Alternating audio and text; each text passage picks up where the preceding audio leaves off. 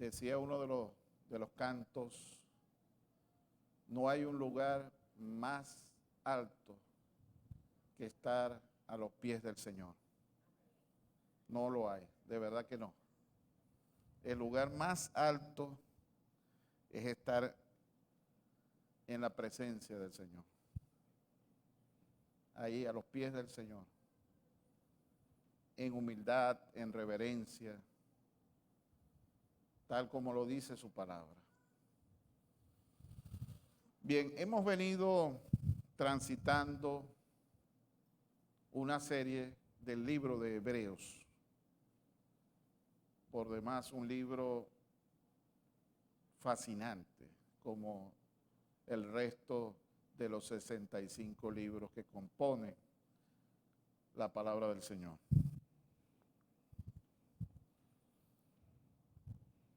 Todos son edificantes.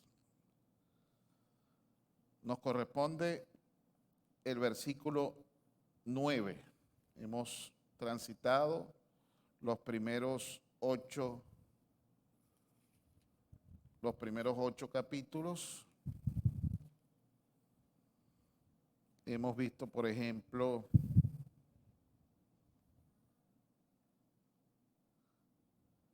en esos primeros 8 capítulos hemos visto que Jesús superior a los ángeles, Jesús superior a Moisés. El escritor de este fascinante libro fue paulatinamente colocando el nombre del Señor en lo máximo, en la cúspide, y lo fue explicando poco a poco. Luego habló del reposo del pueblo de Dios. Luego Jesús, el gran sumo sacerdote. En el libro de Hebreos solo se menciona en toda la Biblia a Jesús como el sumo sacerdote, y aquí particularmente nos dice que es el gran sumo sacerdote. También nos hace una advertencia contra la apostasía, la certeza de la promesa de Dios, el sacerdocio de Melquisedec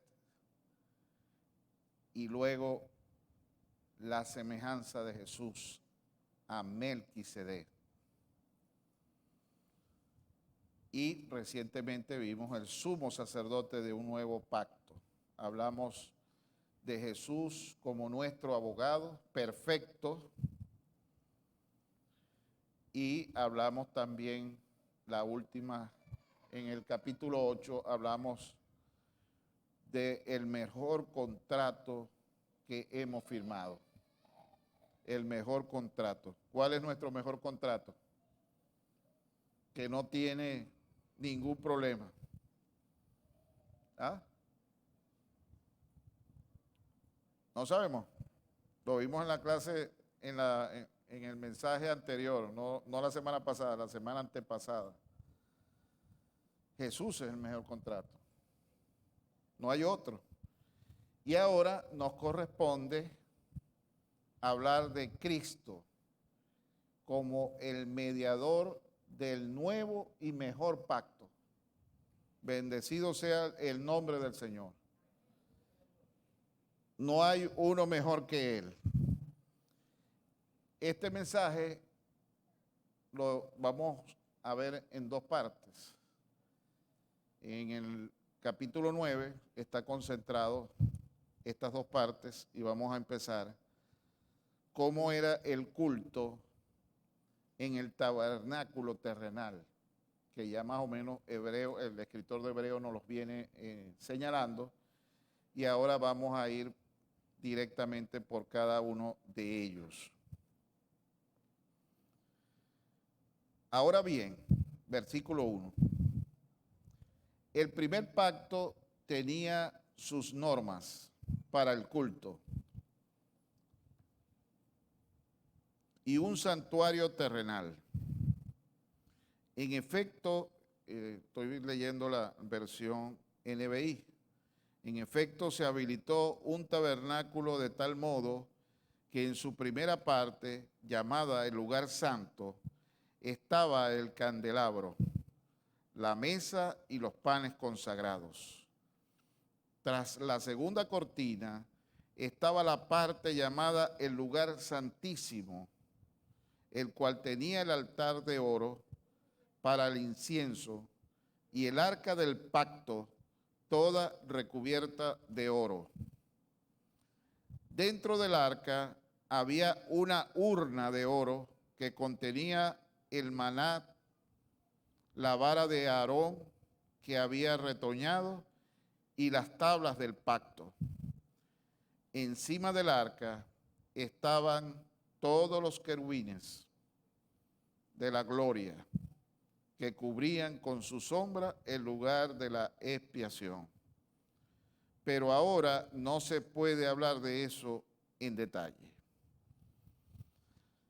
Así dispuestas todas estas cosas, los sacerdotes entran continuamente en la primera parte del tabernáculo para celebrar el culto, pero en la segunda parte entra únicamente el sumo sacerdote y solo una vez al año, provisto siempre de sangre que ofrece por sí mismo y por los pecados de ignorancia cometidos por el pueblo. Con esto el Espíritu Santo da a entender que mientras siga en pie el primer tabernáculo, aún no se habrá revelado el camino que conduce al lugar santísimo. Esto nos ilustra hoy día que las ofrendas y los sacrificios que allí se ofrecen no tienen poder alguno para perfeccionar la conciencia de los que celebran el culto, ese culto. No se trata más que de reglas externas relacionadas con alimentos, bebidas y diversas ceremonias de purificación válidas solo hasta el tiempo señalado para reformarlo todo.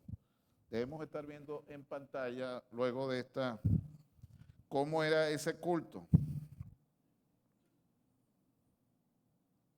¿Cómo era?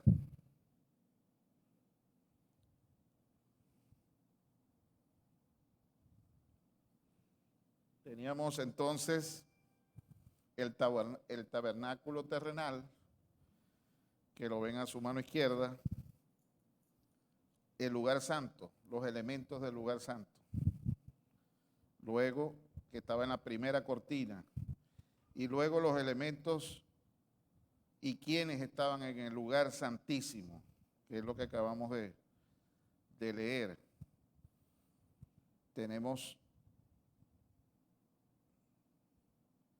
cada uno de estos elementos. Estaba el arca, la fuente del agua, y también teníamos el arca, la urna con el arca del testimonio o del pacto. Y ahí entraban, por supuesto, ahí solo podía entrar el sumo sacerdote, porque en la primera cortina entraba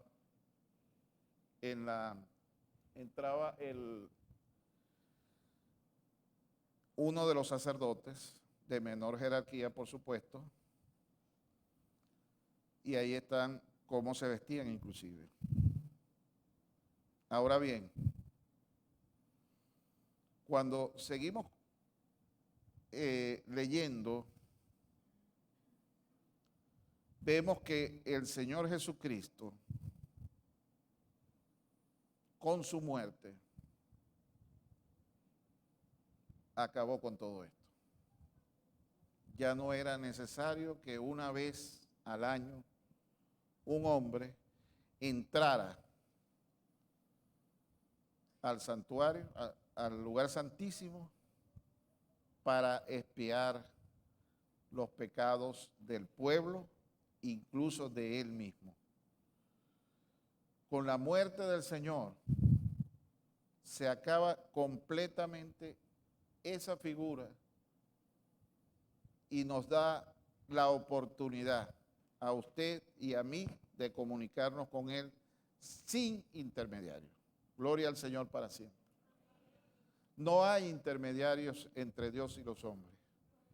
No hay alguien que tenga condiciones especiales que nos comunique, porque estamos acostumbrados a que hay alguien que nos puede llevar a, como normalmente cuando hacemos algunos trámites, que buscamos a alguien, un contacto, como le decimos normalmente, o lo llamamos coloquialmente una palanca, alguien que nos lleve a lograr, obtener lo que estamos buscando. Cuando estamos hablando del Señor, no necesitamos en absoluto buscar a alguien que interceda por nosotros, porque Él es quien intercede por nosotros delante de Dios. No hay otro. No hay un santo, no hay una estampa, no hay nada que nos separe del Señor.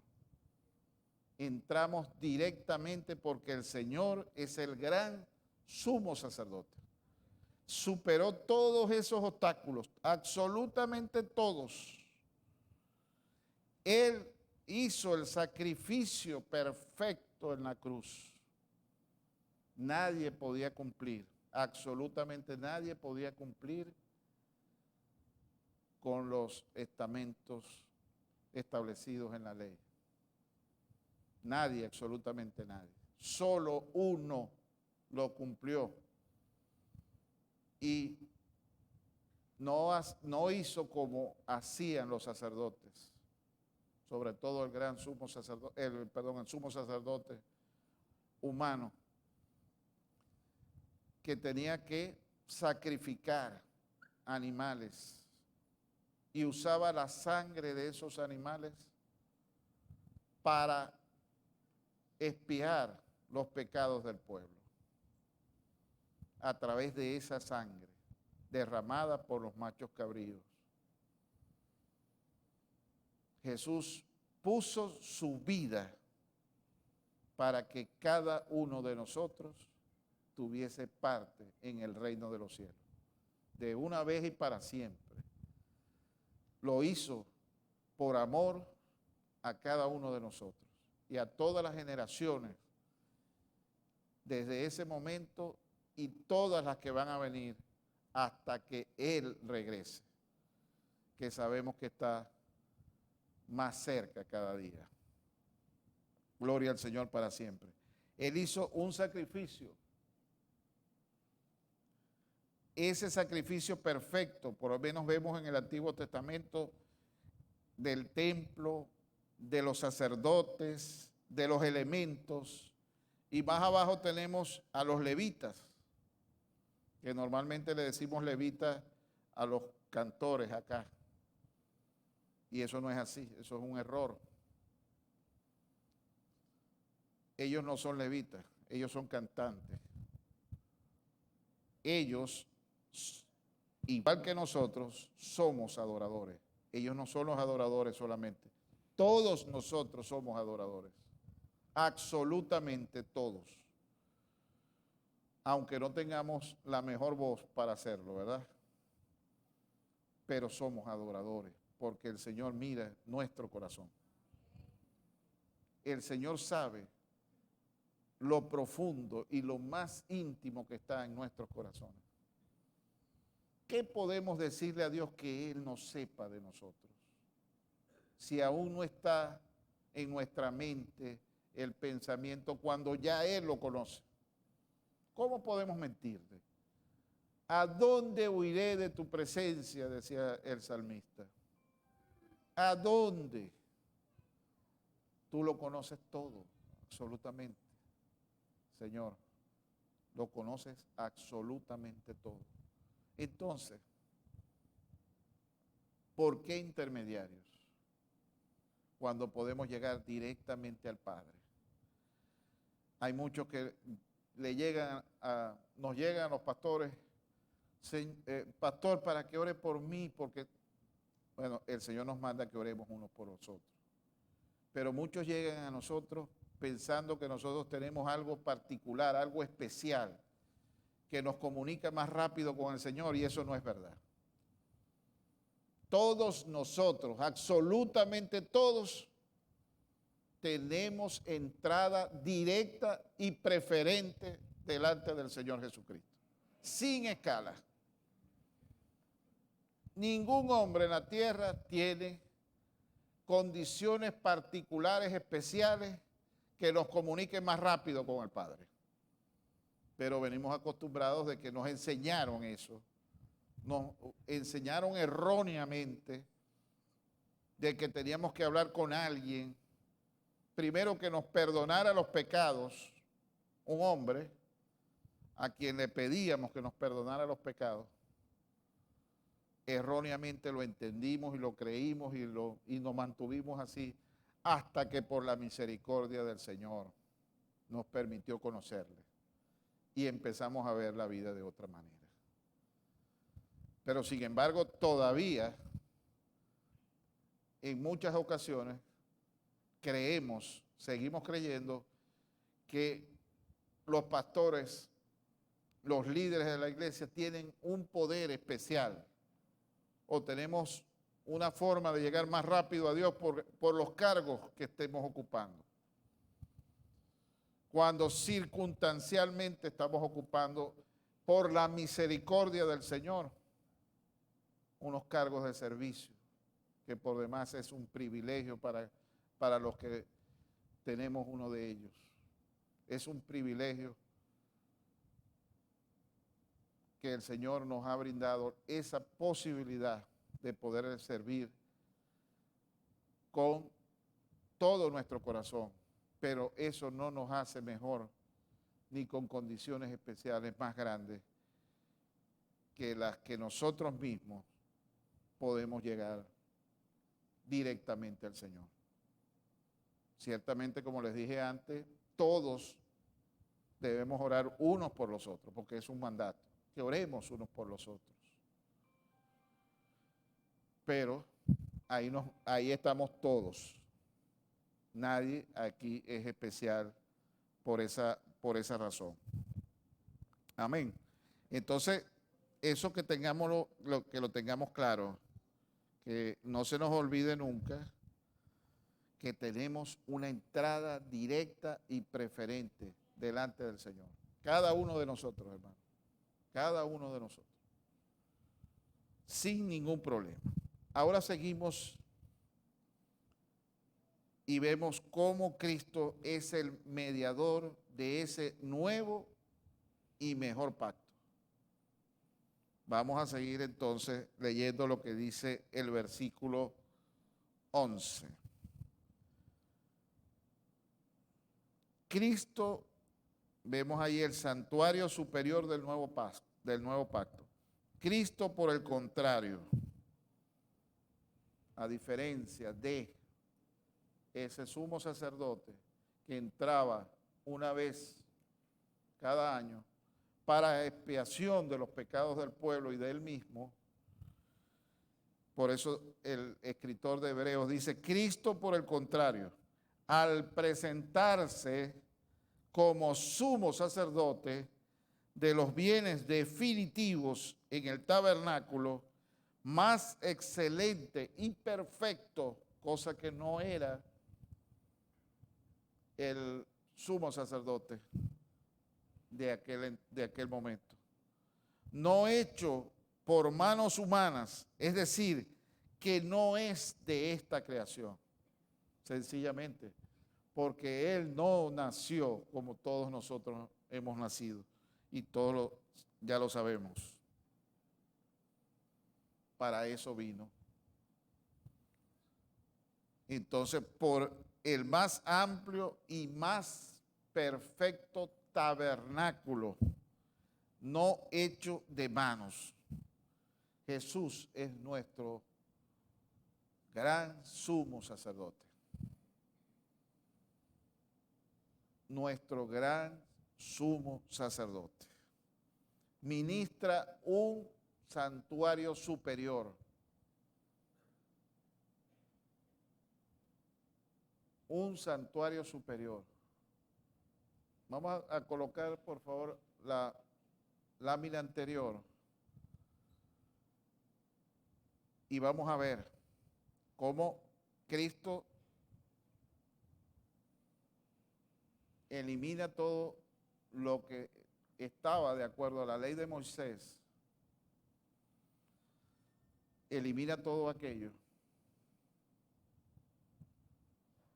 Él asume todo eso porque en Cristo todo eso fue absorbido por Él.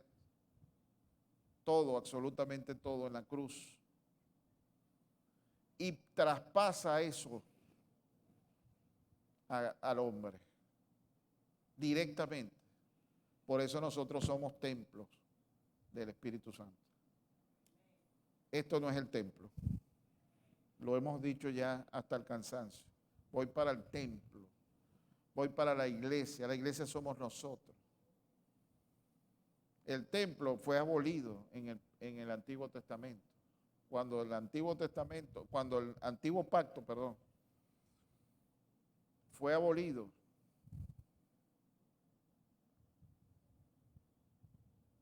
sencillamente el templo quedó sin efecto, ese templo. Por eso el Señor dijo que en 3 días Él va a destruir el templo y en 3 días ese templo se iba a reedificar. Y algunos le dijeron, pero ¿cómo? Si esto tardó tanto tiempo y tú en 3 días lo vas a hacer. No estaban viendo que era el templo, era su propia vida. Él pasó eso directamente al hombre. Nosotros somos el templo del Espíritu Santo. Por eso tenemos que tener cuidado lo que hacemos, lo que decimos, con quién hacemos las cosas, porque somos templo del Señor, somos templo del Espíritu Santo. Entonces tenemos que tener cuidado cómo administramos ese templo. ¿Cómo administramos ese templo? En el pasado, Dios habitaba en el templo hecho de manos, pero en el presente, Dios habita en cada uno de nosotros. Eso quedó en el pasado. Dios no habita en este templo, ni esto tiene una condición especial, donde venimos aquí a orar para recibir una unción de lo alto. La unción la podemos recibir en cualquier momento, porque tenemos entrada directa y preferente delante del Señor, sin ninguna escala. Gloria al Señor para siempre. Seguimos en el versículo 12. El sacrificio superior del nuevo pacto entró una sola vez y para siempre en el lugar santísimo. No lo hizo con sangre de machos cabríos y becerros, sino con su propia sangre, logrando así un rescate eterno. La sangre de machos cabríos y de toros y las cenizas de una novilla rociada sobre personas impuras la santifican, de modo que quedan limpias por fuera. Si esto es así, cuánto más la sangre de Cristo, quien por medio del Espíritu eterno se ofreció sin mancha a Dios, purificará nuestras conciencias de las obras que conducen a la muerte, a fin de que sirvamos al Dios viviente. Alabado sea su nombre. La sangre de machos cabríos no es sangre de machos cabríos ni de becerro. Ese sacrificio era suficiente para cubrir temporalmente el pecado. Pero solo el sacrificio perfecto podía obtener eterna redención. O sea, no solo como en el pasado, que tenía, por eso había que ir todos los años. Ahora el Señor lo hizo una vez y para siempre. Y no solo que nos redime del pecado, sino que nos promete directamente una entrada en el cielo. Alabado sea el Señor. Directamente nos ofrece, nos regala, además, una vida eterna con Él. ¿Qué les parece, hermano? No tiene comparación. Por esa propia sangre, por su propia sangre, entró una vez y para siempre en el lugar santísimo. Cuando Él en la cruz expresó, consumado es, le estaba diciendo al diablo, en ese mismo momento, terminó y está sentenciado, definitivamente, cumpliendo definitivamente en ese lugar santísimo, cuando cumplió el propósito para lo cual Dios le encargó, para que no tuviésemos más más preocupaciones, sino servirle definitivamente a Él. Entonces entró una vez y para siempre en ese lugar santísimo. El sumo sacerdote entraba, como dijimos, una vez al año. Atravesaba el velo, dejándolo caer detrás de él cuando se iba. Pero la barrera siempre permanecía. Jesús rasgó ese velo en dos y se queda en el lugar santísimo. Porque la sangre de los toros y de los machos cabríos santifican para la purificación de la carne. Cuanto más, dice el versículo, la sangre de Jesucristo limpiará vuestras conciencias de obras muertas para que sirváis al Dios vivo. ¿Cuánto más será eso? No hay comparación alguna. Nuestra conciencia es una herramienta maravillosa de Dios, pero no es perfecta. Nuestra conciencia puede ser también cauterizada. Lo podemos ver, Pablo se lo dice a Timoteo en la primera epístola, en el capítulo 4, verso 2. Nuestra conciencia puede ser corrompida, dice Tito 1:15. Nuestra conciencia puede ser mala. Hebreos 10:22, que lo veremos en la continuación de este mensaje. Entonces, limpiará vuestras conciencias de obras muertas. Probablemente lleve la idea del pecado en general, en el sentido de obras que traen la muerte, pero también debe hablar de la vana continuación del sacrificio del antiguo pacto, lo que ciertamente ya es una obra muerta. Y la última parte de ese versículo, para que sirváis al Dios vivo. El creyente es limpiado de conciencia y de todo, no para que viva para sí mismo, sino para que sirva al Dios vivo.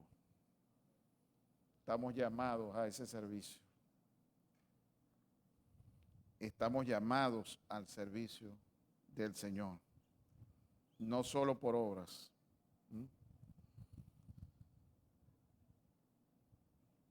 Versículo 15. Cristo, mediador de un nuevo y mejor pacto. Por eso Cristo es mediador de un nuevo pacto, para que los llamados reciban la herencia eterna prometida, ahora que Él ha muerto para librarlos de los pecados cometidos bajo el primer pacto. El trabajo de Jesús sencillamente fue un trabajo de mediador, fue realizado fundamentalmente con esa muerte. Su obra celestial como mediador se basa en ese sacrificio perfecto que hizo en la cruz para la remisión de las transgresiones que había bajo el primer pacto. Versículos 16 al 22 la necesidad de la muerte de Jesús. En el caso de un testamento, es necesario constatar la muerte del testador, pues un testamento solo adquiere validez cuando el testador muere y no entra en vigor mientras vive. De allí que ni siquiera el primer pacto se haya establecido sin sangre, después de promulgar todos los mandamientos de la ley a todo el pueblo. Moisés tomó la sangre de los becerros junto con agua, lana, escarlata y ramas de hisopo, y roció el libro de la ley y a todo el pueblo, diciendo: esta es la sangre del pacto que Dios ha mandado que ustedes cumplan. De la misma manera roció con la sangre el tabernáculo y todos los objetos que se usaban en el culto. De hecho, la ley exige que casi todo sea purificado con sangre, pues sin derramamiento de sangre no hay perdón. Entonces, porque el testamento con la muerte se confirma. Un testamento que también le podemos decir pacto en el sentido de la última voluntad y testamento de la persona que al morir quiere que se cumpla la voluntad, solo puede entrar en vigor cuando él muera. Por lo tanto, Jesús tenía que morir para que el testamento, el pacto, pudiera entrar en vigor. Y eso fue lo que dijo. Incluso, ¿qué nos dijo cuando en el capítulo 28, al final? Por tanto, id, vayan y hagan discípulos a todas las naciones. A todas las naciones. Tenemos un arma poderosa en nuestras manos para llevar el mensaje de la palabra, nuestra voz, nuestros pies. Tenemos otra arma poderosa en las manos, el celular, que a veces no lo usamos correctamente. Allí podemos enviar a tanta gente mensajes. A tanta gente se le puede llevar el mensaje de la palabra, gente que está necesitando de una palabra porque está a punto de suicidarse, porque no tiene esperanza. Gente que está al borde de la muerte, que no conoce al Señor. Gente que está esperando un mensaje de parte de nosotros. Y la iglesia muchas veces dormida sencillamente en sus quehaceres diarios. La iglesia dormida. Tengo muchas cosas que hacer. Tengo muchas cosas que tratar. Eso es secundario, que lo haga otro. Y resulta que todos debemos estar comprometidos con la obra. Todos, absolutamente todos. Aquí no se trata de alguien, de un puesto, todos debemos estar comprometidos con la obra. Primero, porque absolutamente todas las cosas que nosotros hacemos en esta vida se va a quedar cuando el Señor venga. Se va a quedar, todo se va a quedar. Aquí no va a quedar absolutamente nada, no nos vamos a llevar nada absolutamente. Cuando el Señor venga, todo esto se va a acabar. Bendito sea el Señor para siempre. Eso está ahí. Y tenemos que tener la completa seguridad de lo que la palabra está diciendo. Sin derramamiento de sangre no se hace remisión. Principio fundamental del trato de Dios con los hombres. Por eso la gente moderna piensa que el pecado es redimido, perdonado el tiempo por nuestras buenas obras. Es que Él es muy bueno, se tiene ganado el cielo, porque es tan bueno que en el cielo, bueno, pues se va a brillar, y no es así. Nosotros no ganamos el cielo por buenas obras. es por la sangre de Jesucristo. Y podemos llegar allá, no solo por obras, sino por la fe. Son dos cosas que tienen que ir de la mano. Hay mucha gente que es dadivosa, que todo lo que tiene lo da, pero con eso no es suficiente para llegar a la presencia del Señor. No es suficiente. Él quiere más allá.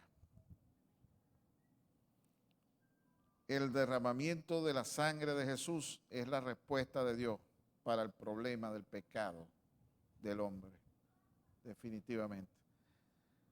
Versículo 23. El santuario perfecto recibe el sacrificio perfecto.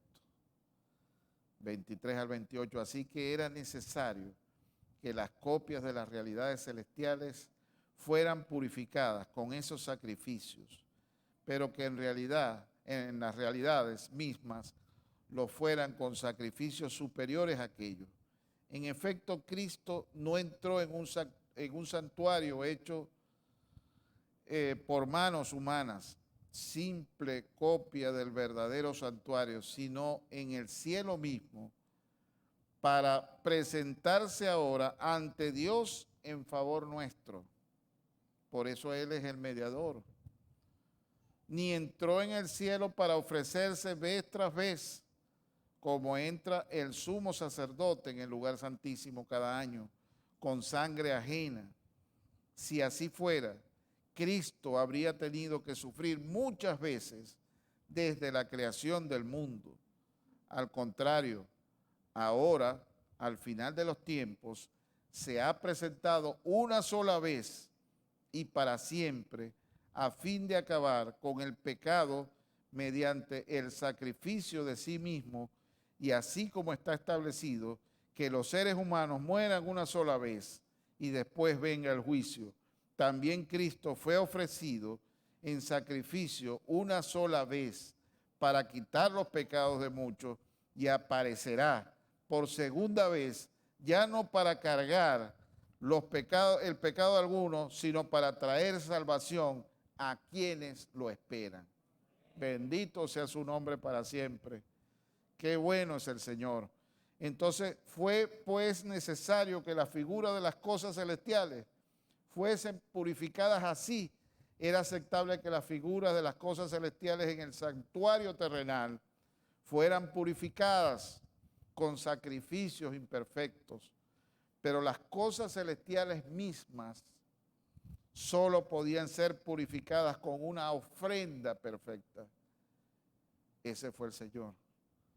Porque no entró Cristo en el santuario hecho de manos, sino en el cielo mismo.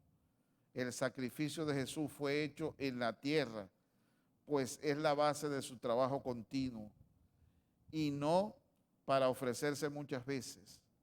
El ministerio de Jesús por nosotros continúa en el cielo, pero no en el sentido de continuar con la expiación por nuestros pecados. Su ministerio continúa por nosotros, intercediendo por nosotros. ¿Qué dijo él? Le dijo a sus discípulos, nos lo dice a nosotros: voy pues a preparar lugar para ustedes, para que donde yo esté, ustedes también estén. Es una promesa. El Señor fue a preparar lugar para cada uno de nosotros. Para María, para Pedro, para Juan, para José. Fue a preparar lugar para nosotros. Tenemos que tener la firme convicción de que es verdad. Fíjese, el escritor de Hebreo, que no es exactamente lo que el centro de todo esto. Dice que está establecido para los hombres que mueran una sola vez y después de esto ven el juicio. Hay muchos que dicen y creen en la reencarnación,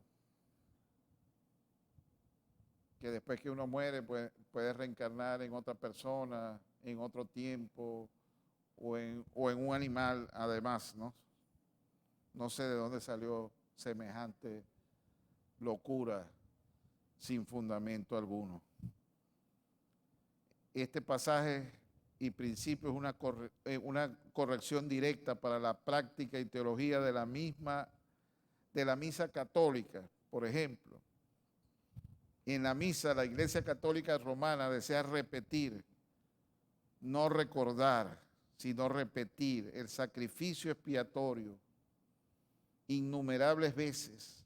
Esto es absolutamente indefendible de acuerdo a la palabra. No para ofrecerse muchas veces, dice la Escritura. De otra manera le hubiera sido necesario padecer muchas veces desde el principio del mundo.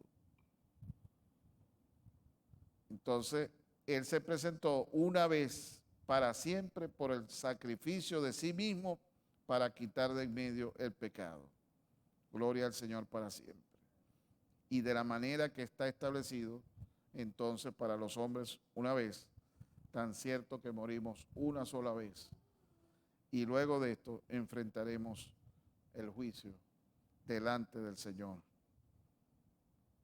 Bendito sea el Señor. Está establecido entonces eso en su palabra.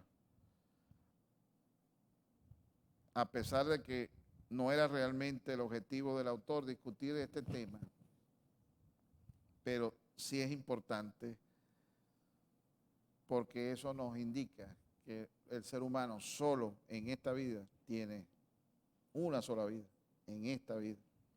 No hay dos vidas. Mucha gente se prepara dice, voy a tener otra. Tenemos ejemplos, no, hay excepciones, por supuesto. Tenemos, por ejemplo, a Enoc, Elías. Nunca murieron una sola vez. Varias personas en la Biblia fueron levantadas de los muertos y por lo tanto murieron dos veces. Los que sean arrebatados cuando el Señor aparezca en las nubes, que de esto será muy pronto. ¿Cuánto lo creen? Tenemos que vivir todos los días como si hoy fuera ese día. Como dice aquel canto que dice, veremos en las nubes al Señor cuando venga con poder, con Abraham, Isaac y Jacob, los profetas y los muertos en Jesús. Gloria a Dios. ¿Lo creemos? El Señor está cerca. Y aparecerá entonces por segunda vez. Y aparecerá. Él viene. No nos quepa la menor duda, hermano, que Él está cerca. Y su galardón con Él, además. Se asume que todos los creyentes que le esperan para traer salvación a quienes lo están esperando. Gloria al Señor para siempre. Vamos a darle gracias al Señor por este momento. Señor, gracias por tu palabra. Gracias, Padre eterno.